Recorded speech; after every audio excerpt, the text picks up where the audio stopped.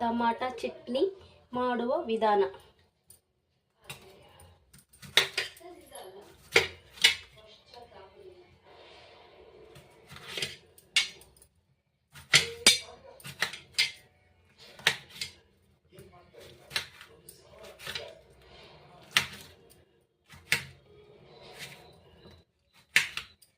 ಈ ಥರ ಕಟ್ ಮಾಡ್ಕೊಳ್ಳಿ.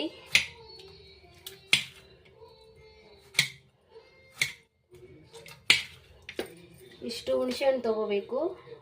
ಇದು ಒಂದು ಅರ್ಧ ಕೆಜಿ ಟೊಮೊಟೊ ಇದೆ. ಒಂದು ಮುಟ್ಟಿಯಷ್ಟು ಹುಣಸೆಹಣ್ಣಿದೆ.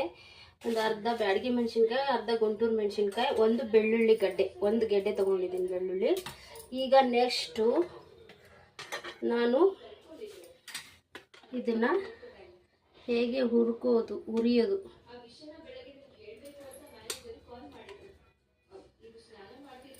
ಬಾಣಲೆಯಲ್ಲಿ ಎಣ್ಣೆ ಹಾಕಿ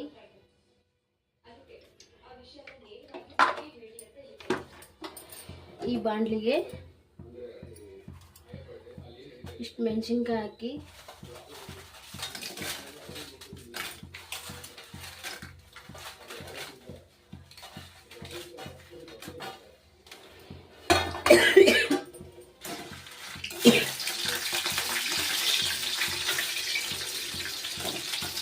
ಈ ಥರ ಇದು ಸ್ವಲ್ಪ ಸ್ಲೋಲಿ ಇಟ್ಕೊಳ್ಳಿ.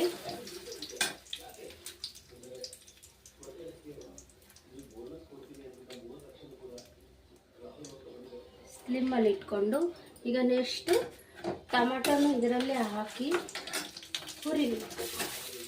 ಇದನ್ನು ಹುರಿಯೋದು ನೆಕ್ಸ್ಟ್ ಹುರ್ಕೋಬೇಕು.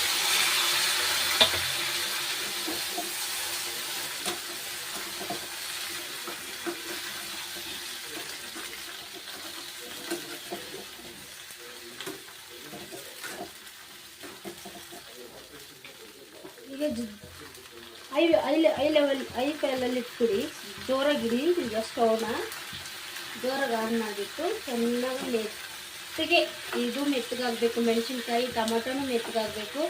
ಎಲ್ಲ ಮೆತ್ತಗಾಗೋ ಥರ ಬೇಯಿಸ್ಬೇಕು. ಅರ್ಧ ಇದು ಬೆಂದ ಮೇಲೆ ಹುಣಸೆ ಹಣ್ಣು ಹಾಕಬೇಕು. ಅರ್ಧ ಬೆಂದ ಮೇಲೆ